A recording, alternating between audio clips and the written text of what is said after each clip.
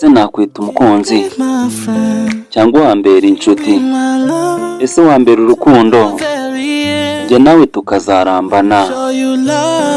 Reka nkwereke urukundo kandi sinkubesha, uzangume iruhande nubwo ibibazo bitazabura, ariko ntugire ubwoba ngo ugire ikibazo, kuko nzakuba iruhande. Nkeneye umuntu wankunda ukundi. Ntabwo ndi intungane, ariko reka nizere ko ubona agaciro kanjye. Nanjye nzagukunda wenyine, ndetse ku bwawe nzakora ibirenze mukobwa. Biraherera he? Njye ndacyari mukuru w'isibo.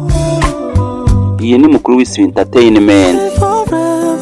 Nunguma iruhande nzagufata mu biganza byanjye. Umutima wawe nzawuzuza ibyiza n'urukundo, ineza igume ku maso hawe. Reka nkwereke urukundo sinkubesha. Ibaze ko nzakuba iruhande ndarahira. Nukuri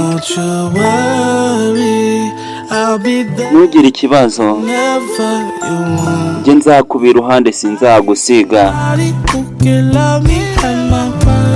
Nkeneye umuntu wankunda uko ndi. Wenda sindi intungane, ariko nyemera.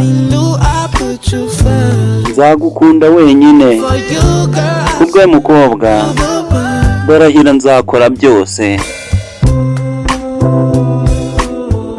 Biraherera he? Aka karimbo ndakabatuye mwese mwe mukundana bya nyabyo. Nimba ukunda umukunzi wawe utamubesha, mubwire ngo love you. Mukuru w'Isi barabakunda cyane. Nkeneye umuntu wankunda ukundi akankunda.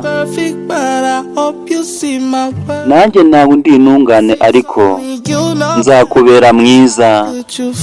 Nzagukunda wenyine ndarahira, ndetse kubwe mukobwa nzakora ibirenze.